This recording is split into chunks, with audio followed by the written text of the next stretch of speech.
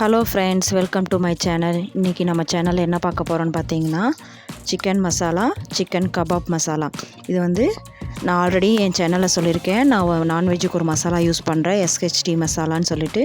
இப்போது இந்த chicken kebab masala தான் நான் யூஸ் பண்ணி சிக்கன் 65 செய்ய போகிறேன். சிக்கன் 65ன்னு சொல்லலாம், சிக்கன் கபாப் மசாலான்னு சொல்லலாம். இப்போ அதுக்கு தேவையான பொருள் என்னென்னு பார்த்தீங்கன்னா, 1/2 லெமன் எடுத்து வச்சுருக்கேன், 1/4 ஸ்பூன் மஞ்சள் எடுத்து வச்சுருக்கேன், 1 ஸ்பூன் இஞ்சி பூண்டு பேஸ்ட் எடுத்து வச்சுருக்கேன்.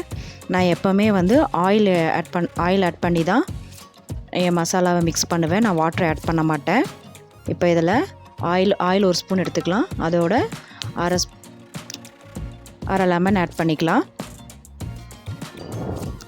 இப்போ நான் 2 ஸ்பூன் அந்த SHD மசாலா எடுத்து வச்சுருக்கேன். சிக்கன் போன்லெஸ் சிக்கன் 250 கிராம் எடுத்து வச்சுருக்கேன்.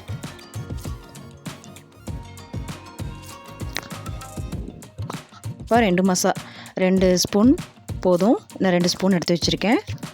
இப்போ இந்த மசாலாவை நல்லா மிக்ஸ் பண்ணிக்கலாம். மிக்ஸ் பண்ணிவிட்டு இதில் நம்ம சிக்கன் ஆட் பண்ணிக்கலாம்.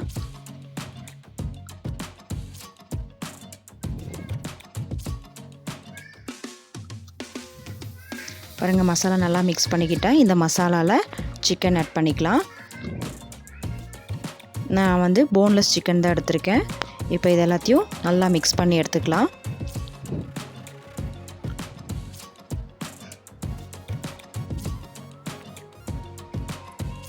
இதில் எல்லா பக்கமும் ஈவனாக படுற மாதிரி நல்லா சிக்கனில் ஃபுல்லாக இந்த மசாலா படுற மாதிரி நல்லா மிக்ஸ் பண்ணிக்கலாம்.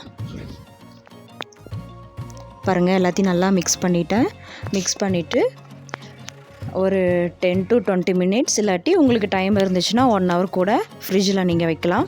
ஃப்ரிட்ஜில் வச்சிங்கன்னா நல்லா மசாலா அந்த சிக்கனில் நல்லா ஊறி இருக்கும். நீங்கள் பொரிக்கும் போது நல்லாயிருக்கும். மசாலாலாம் வெளியே அந்த கோட்டிங் வராது. நீங்கள் மசாலா மிக்ஸ் பண்ணோன்னையுமே ஃப்ரை பண்ணிங்கன்னா மசாலா தனியாக சிக்கன் தனியாக வந்துடும். உங்களுக்கு அந்த மசாலா சிக்கனில் இறங்கவே இறங்காது. தவாவில் ஃபுல்லாக அந்த மசாலா கருகி வெளியே வந்துடும். இப்போ நான் பாருங்கள், ஒரு 1/2 hour வச்சு எடுத்து வச்சுருக்கேன். எடுத்துகிட்டு திரும்ப ஒருக்கா மிக்ஸ் பண்ணிக்கலாம். இப்போ நம்ம இதை ஃப்ரை பண்ணிக்கலாம். தவாவில் எண்ணெய் விட்டுக்கலாம். நான் டீப் ஃப்ரை பண்ணலை, லைட்டாக தான் எண்ணெய் விட்டுருக்கேன். எண்ணெய் விட்டு 2 பக்கம் திருப்பி எடுக்க போகிறேன். எண்ணெய் நல்லா சுடானதுக்கப்புறம் இதில் சிக்கன் எல்லாம் ஆட் பண்ணிவிட்டு நம்ம 2 பக்கம் திருப்பி எடுத்துக்கலாம்.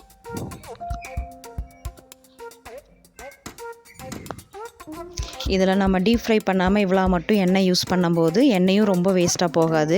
ஏன்னா திரும்ப இந்த எண்ணெயை நம்ம ரீயூஸ் பண்ண முடியாது.